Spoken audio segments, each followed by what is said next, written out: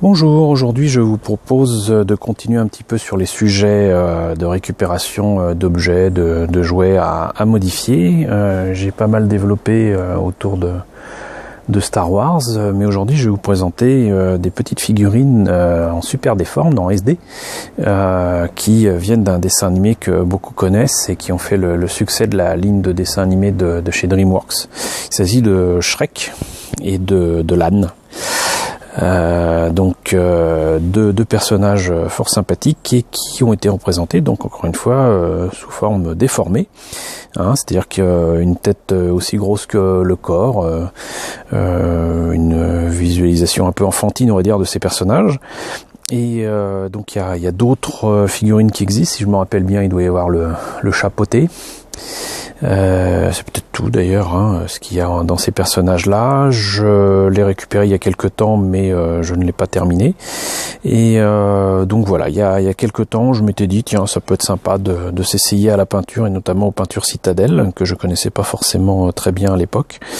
Et j'avais trouvé ça dehors parce que comme c'est des primes Kellogg's, je crois que c'était des petites figurines, des petits jouets qui étaient vendus dans des boîtes de céréales.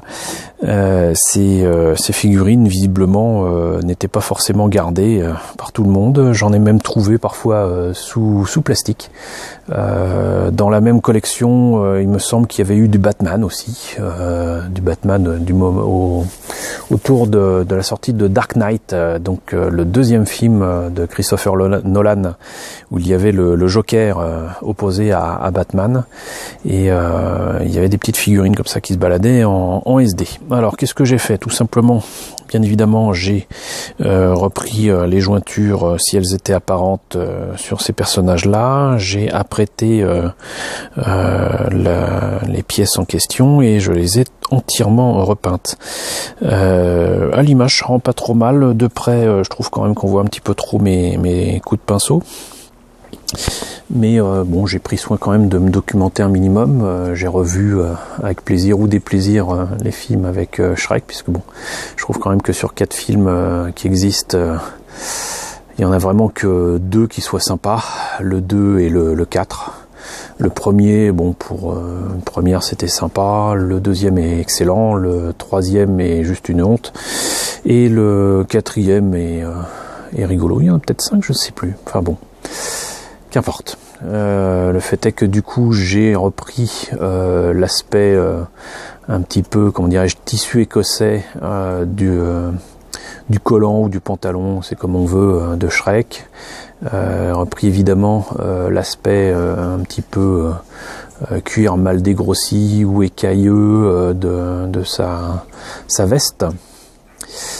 Et j'ai un petit peu interprété ce que ça pouvait donner au niveau de ses yeux, mais je trouve que ça rend pas trop mal.